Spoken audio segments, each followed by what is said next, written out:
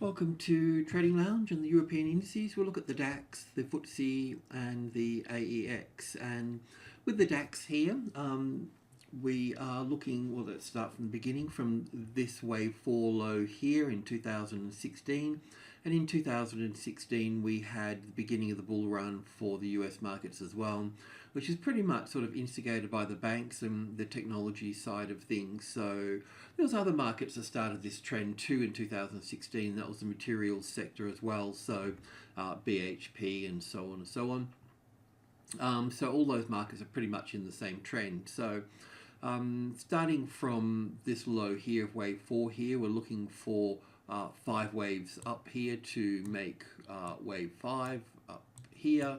And currently we are with this particular market wave 3 and wave 4 here. So we've got wave 1 ABC for wave 2 here, then we have 1 and 2 here, and then 1 and 2 and 3 and 4, and then 5 waves up for wave 3 here, then wave 4, and then wave 5 here. So we have a very clear wave count for this wave 3 here. The only thing that could sort of change that, I guess, is that we'd have an extension in this wave 3 here. Just as an example, we would look at this as wave 1 and 2 here, then 3 and 4 and 5 here for this wave 3. But we're not going to go there yet, but it's possible because of what's going on in the US markets. But at the current stage here, we really need to stay with this as a corrective pattern. And I know that this particular pattern in here at the moment, if I can just blow that up a little bit here, because it is rather a complicated pattern. It's been complicated for a while, and it's interesting though because pretty much each European market, including the UK, have pretty much got their own. They're all doing their own thing in a way, you know. So, and we'll look at that a little bit further with the other European markets, of course. So, as it stands at the moment, this would be the logical count here, where we have a wave 3 top in. We don't even have a wave 3 top in for the US markets as well. So this has always bothered me as well, because we'd expect the European markets to sort of tag along a little bit, but for them to be in front and have this wave 3 in place already, it's kind of a bit of a head scratcher, really. But the markets are the boss, and we need to do what we're told, and we need to stay with what it's telling us, and not to get lost in our own fixed ideas about things. But this move down through here, whichever way you look at it, this first leg here as an A and a B and a C here is corrective. Okay, so we are in a corrective pattern till this point here. This move up here, as you may know, B waves are always in 3 waves, so we've got an A, B, C there. So we can put that B wave in here, and if that's correct, then we'd be looking for wave 1 down here, which is in place now, back for wave 2 to the 50-60% mark. Then wave 3 and 4 would sort of play out here, a bit complicated on this level here, and the old lows here and old highs here, and then have a wave C coming down here before moving off. And even so, this, that A, B, and C here, as simple as that may look, there may be even more to this particular correction, because we know wave 4s can get complicated, but we need to go one step at a time and stay with it. We're not in a trend here, so we're in a corrective pattern, so we need to be a little bit more diligent. So this is pretty much sort of what we're looking at, but I kind of find this pattern interesting in a way that I was looking at the Australian market this morning, and we're going long on a stock that's got pretty much the same patterns as this on a daily chart. So in your mind here, if you can see this as an A and a B and a C, then this sharp move up here, then a move down here. I'll bring this chart up here, that this one here. So this is a daily chart. It's an Australian stock. It's MFG. And it's got the same pattern as well. It's got this move down through here as an A and a B and a C wave here for the A wave here, then as you can see here, we've got 3 waves up here for the B wave, which has taken out the top here, which is normally part of an expanded flat correction, because if it takes the top out here, then wave C would normally take the low out through here. But in this case, it hasn't done that. In this case, we've got 1, 2, 3, 4, and 5 as a C wave coming down through here. So it's what we'd probably call a running correction. So this should move up here and make new highs above this one here. So this ABC for the A wave here, 3 waves for the B wave, and down for the C wave in 5 waves. And then moving up. Currently, we could look at the euro being, the DAX being down for 1 here and coming back up for 2 here. Okay, so we still need to see that 3rd wave down through here. So coming back here, so we've got an A and a B and a C here for the A wave, an A and a B and a C here for the B wave, and down for 1 and back for 2. So what we could do here is that we could we'll get a better position, of course, with all of this, but let's just highlight this a little bit here. So if it occurs, like if that low gets broken here, then we can go short here. So I'll just save that, and then we'll go into the hourly chart and just check that. So what I'm saying here too is that we may not see all this come all the way back down through here. Okay, so we might just see it come down in 5 waves of 1, 2, 3, 4, and 5, a little bit lower. Let's just have a look on, I'll just cut into the hourly chart here. So just 1 hour chart here, B wave top here.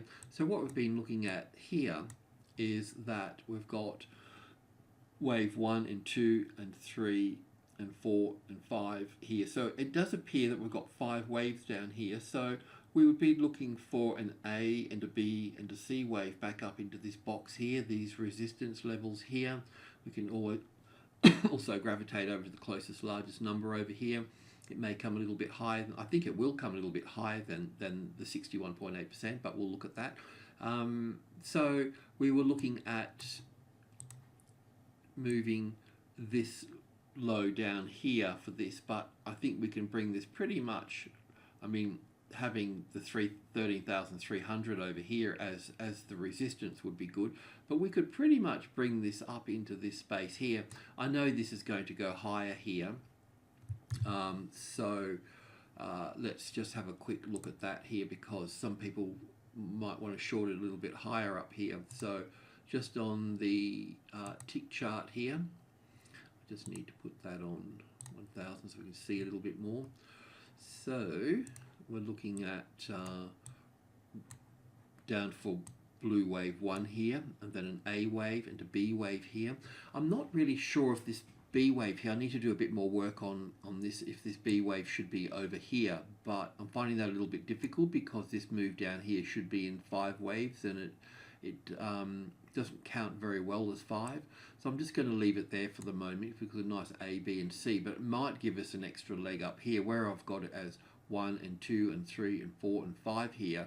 We might have to, that may just be the 3rd wave here, so I can't draw on the tick chart past this thing here, but yeah, we may end up having to call this wave 1 and 2 here, and then all of this, the 3rd wave here, then a 4th and then a 5th wave here.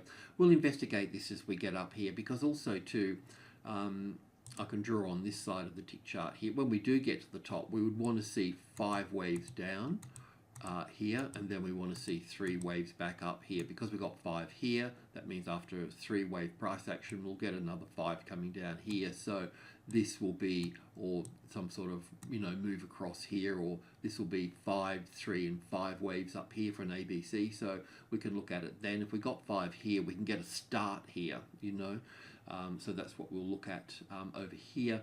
But we still, on the long, you can still trade long here for the time being. Of course, there'll be a reaction at 13.4 here, a corrective pattern across here, and then a push up. But it may even push up higher than the 61.8% there. The UK market, the FTSE, pretty simple. I see it at this stage here. We've got to move up to the 8,000 here. So you can pretty much start building trades in from here. If I can just borrow this.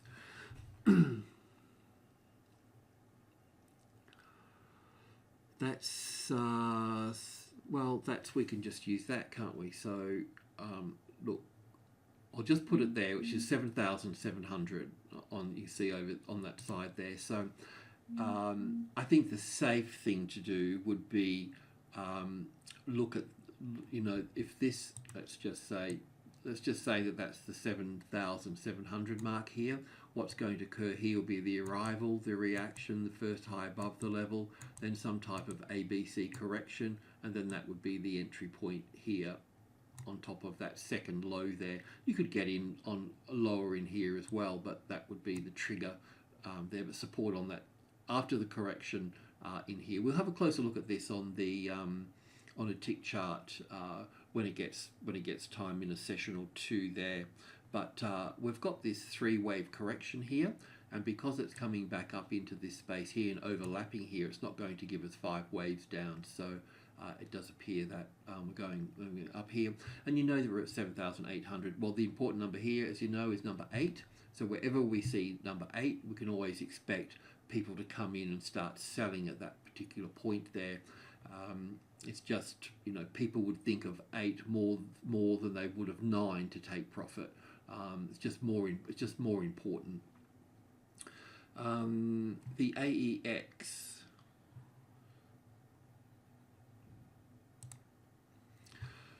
Okay, well, let's just talk about the daily chart here for a moment. So, like the DAX, we've got wave 4 here, and we've got a clear 1 and wave 2 here, and then 1 and 2 and 3 here, and we're calling this 4. Now, I did have this as also wave 4 over here, but this has just taken out the low here a little bit here, so I'm a little bit confused about what would be the right thing to do. I can see that we've got 5 waves up there, so that's why I'm happy to call it wave 1, and I'm happy to call this wave 2 here because it's actually it's not in 5 waves down like it should be if I had wave 4 over here, but it's in 3 waves down. It's just that it spiked below that, which in Elliott terms is the wrong thing to do. So you could throw tomatoes at me for doing this, but I think it's the right thing to do. And so in that case, we can see that the DAX has got the same pattern as this here, hasn't it? But this has gone much higher through here. So I think in this case, not in the DAX case, because on the physical market, the DAX has definitely made a new low below here. But in this case here, we can look at this as 1 and 2 and 3 and 4 here, and then looking up for 5 here. I know Unilever, I must check, but Unilever from last year, we were looking at coming in at 50 euros. So it's probably still correcting at the 50 and probably doing some sort of correction there. So I'm thinking some of the other big companies in the Netherlands there, obviously Royal Dutch Shell is the elephant in the room there, and obviously being a energy oil stock, we know that oil's moving to the upside rapidly, so it should be at 30 euros by now, but I don't think that that's finished. So I think that even in this structure here, if I look at it, would have to look at this as wave 1 here, based on this low here, wave 1 and 2 here. This, I could probably get 3, 4 and 5 here, but I don't know, it just doesn't look right. We have to be prepared to short in line with the DAX, okay, so bear that in mind. And it could be an A and a B and a C, the same as the DAX, but Royal Dutch Shell is just lifting it higher. I don't think the Rabo or Philips or Terra or Aegon or whatever you call it, Ahold and so on are lifting it that much higher. I think it's definitely the Shell. So yeah, I think that we can actually move a little bit higher through here. But it's being pulled around. That's what I'm saying. It's definitely doing something different than the other markets. So I can count it from here as 1, 2, 3, 4, 5, ABC for 2, 3, 4, and 5, and finished here. So I could say that here the same as the DAX. Here's 1 and 2 and 3 A, B, C for 4 and down for 5. So we could look at this as wave 1, and then an A and a B and a C coming back for wave 2, and then coming down from that point. But if I look at this here, I just don't think this is finished. This has still got further to go to the upside here. And obviously in this particular instance here, the resistance here is in this block here. It will mirror. Everything mirrors each other. So that's mirroring that, so to speak. And then we can bring in the numbers here for all of that as well. But I wouldn't turn bearish unless this jumped out of group 2. So group 2, as you know, is 65, 72, and 80 here. Now it could break down from here. The skeleton of these 3 levels here, there's a lot more involved in these 3 levels, but 72 is the backbone of it. And if that becomes support, then we'll definitely be going up to the 80 from that point there. So let's just see how it develops in this area here and how it folds down. It'll be a little while, but if 65 becomes a retested resistance, then we'll be on the short side. That's why the green line is there. And I'm also having trouble counting this up here as 5 waves as well, because if I take this low here, I've got 1, 2, 3, 4, 5 to here, and A, B, C here, then 1 and 2 and 3 and 4 and 5 here. So I've only got 3 waves. That's why I've got only 3 waves going up here. So realistically here, this can be an A wave here, a B wave here, and 5 waves for the C wave here, and then moving up here further. Okay. Yeah, I could get 5 waves up here if I took this one here from here as up for 1 here, an A and a B and a C here. But once again, it takes that low out here. So I'm scratching my head a little bit here. I think we need to go with Royal Dutch Shell with this one and look for higher ground. So all we can do is stay with the trend and less informed otherwise. But you will see Shell oil